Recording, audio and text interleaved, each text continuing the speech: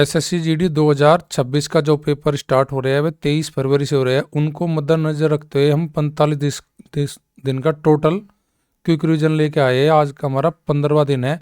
इससे पहले 14 दिन तक हम बेहतरीन क्वेश्चन आपको डिस्कस कर चुके हैं। आप उनको भी देख सकते हैं जो आपके एग्जाम के लिए काफ़ी हेल्पफुल हो सकता है। देखिए स्क्रीन पर आपका क्वेश्चन है। ये क्वेश्चन एसएससी जीडी 2025 में पूछा गया था। सेम ऐसे क्वेश्चन एक और लगाएंगे प्रैक्टिस के लिए। पहले इस क्वेश्चन को सोल्व करते हैं। हमें क्वेश्चन में क्या दिया गया, शंक्वाकार बर्तन की त्रिज्या दी गई है 5 सेंटीमीटर, उसकी ऊंचाई दी गई है 24 सेंटीमीटर। बर्तन को पूरी तरह पानी से भरा हुआ है यह बर्तन। यह पानी ऐसे बेलनाकार बर्तन में डाला जाता है जिसके आधार की त्रिज्या 10 सेंटीमीटर है। तो बेलनाकार बर्तन में पानी की गहराई बतानी मुझे। देखिए हमारे पास ये शंकु होता है, ये शेप में भरा हुआ है जिसकी आर मुझे दी गई है कितनी जी, ये आर की वैल्यू दी गई है जी 5 सेंटीमीटर, और इसकी जो एच दी गई है वो दी गई है जी 24 सेंटीमीटर। अब ये पानी से लबालब भरा है टोटल फुल। अब इसका पानी हमें किसे बेलनाकार एक बर्तन में डालना है, और उस बेलन की जो मैं त्रिज्या दे रखी वो दे रखी जी कितनी, वो दी है जी 10 सेंटीमीटर, यानी कि उसकी आर है जी 10 सेंटीमीटर। अब मुझे बताना गहराई, यानी कि पानी की गहराई, यानी कि एच की वैल्यू बतानी मुझे यहाँ पे। अब शंक्वाकार जो हमारा आयतन होगा पानी का, सेम आयतन वही आयतन होगा बेलन के आयतन, यानी कि इन दोनों का जो आयतन होगा शेप का, जितना बेलन का आयतन है उतना ही शंकु का, यानी कि पानी का जितना शंकु में आयतन होगा उतना ही आयतन बेलन का होगा। तो कैसे बनाते हैं क्वेश्चन को, देखो पहले शंकु का आयतन होता है 1/3 पाई आर स्क्वायर एच, वही बराबर बेलन के आयतन के, यानी कि पाई आर स्क्वायर एच। पाई से पाई कैंसिल होगा हमारा यहाँ पे।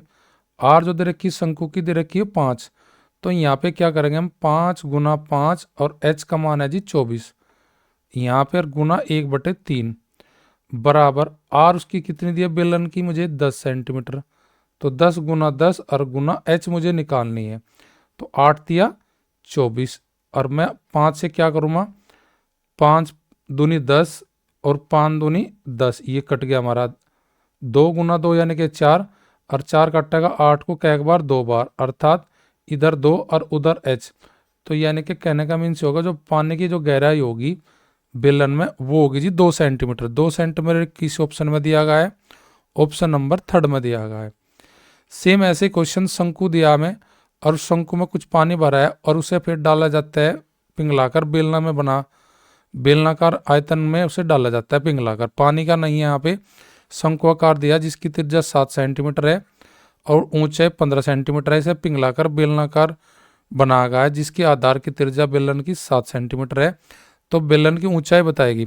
तो कहने मतलब जो शंकु का आयतन होगा वही आयतन सेम किसका होगा जी, यहाँ पे आपका बेलन का आयतन होगा। इसका मतलब शंकु को पिघला के हम उसकी आकृति बना रहे हैं जी बेलनाकार में। अब यहाँ पे शंकु की जो आर है वो है जी 7 सेंटीमीटर, और जी इसकी एच है जी 15 सेंटीमीटर, और यहाँ पे आर जो दी गई है किसकी, आपकी बेलन की, उसका वैल्यू दिया गया जी 7 सेंटीमीटर। हमें निकालनी बेलन की एच निकालना जी। सेम वही फॉर्मूला, शंकु का आयतन 1/3 पाई आर स्क्वायर एच बराबर पाई आर स्क्वायर एच किसका हो जाएगा, आपका बेलन का। पाई से पाई कट जाएगा, 1/3 गुणा आर हमारी कितनी है 7 गुना 7, और एच कितनी है हमारी जी 15, और बराबर आर कितनी है बेलन की, ये भी 7 है हमारी। 7 गुना 7 और गुना एच, दोनों 7 से 7 कैंसिल हो जाएगा।